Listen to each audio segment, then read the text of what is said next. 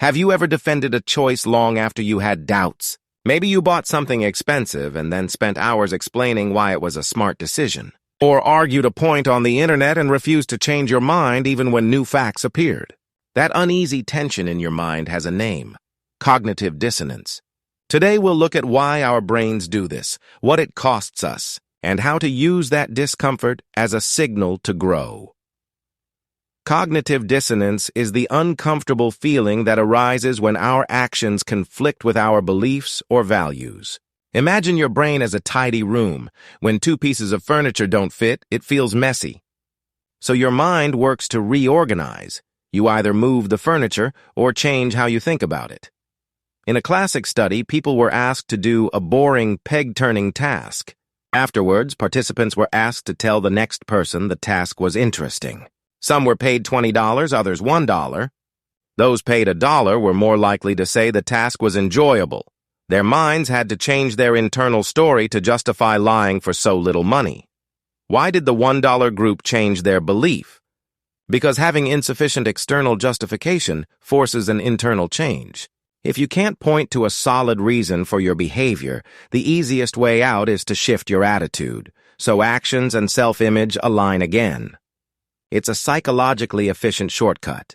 Neuroscience backs this up. Brain imaging studies show regions like the anterior cingulate cortex and insula activate during dissonance, areas involved in conflict detection and emotion. When those alarms ring, the brain seeks resolution. It's a biological push toward consistency. Consider smoking. A person knows smoking is harmful but keeps lighting up. That contradiction creates dissonance. To ease it, they might downplay risks. My grandpa smoked and lived to 90. Or emphasize benefits. It calms me down. That's the mind prioritizing harmony over truth. This pattern shows up even in fables. The fox who can't reach the grapes declares them sour, not because tastes changed, but because the fox protects his ego. We do the same when outcomes don't match our expectations. We rewrite the story so it fits. Buyer's remorse is another common case. After an expensive purchase, we might feel uneasy. To reduce that discomfort, we highlight positives, good reviews, long-lasting quality, or minimize negatives. Retailers exploit this by offering guarantees, which give us external justification and relieve dissonance faster. We also reshape narratives after breakups or conflicts. Saying, "They weren't right for me," helps patch the emotional gap. It's not always dishonest. Sometimes it's adaptive, helping us recover. But repeated avoidance of honest reflection can stall personal growth.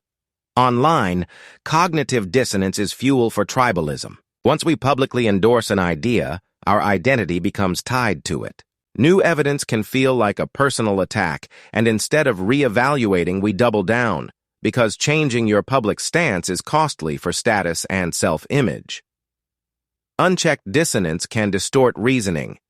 People may selectively search for confirming evidence, misremember facts, or dismiss credible sources.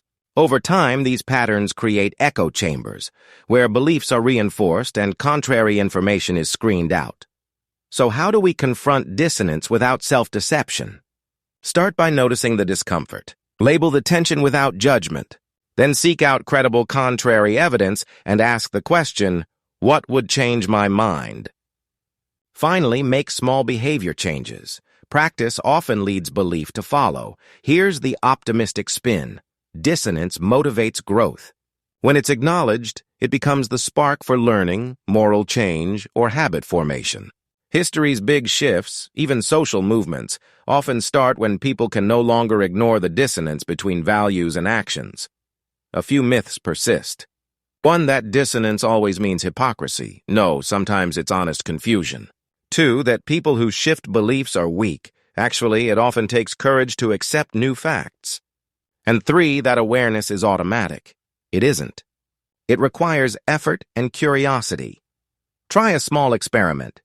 Next time you feel defensive, pause and ask, what evidence would change my view? Or deliberately seek a credible source that challenges you. You'll be surprised how often your mind softens and how quickly you learn. Cognitive dissonance is a built-in warning light. It's uncomfortable, yes, but it's also an invitation to learn. If you enjoyed this exploration, subscribe to Drawn to the Mind for more psychology and neuroscience explained through doodles. Stay curious and be kind to your mind.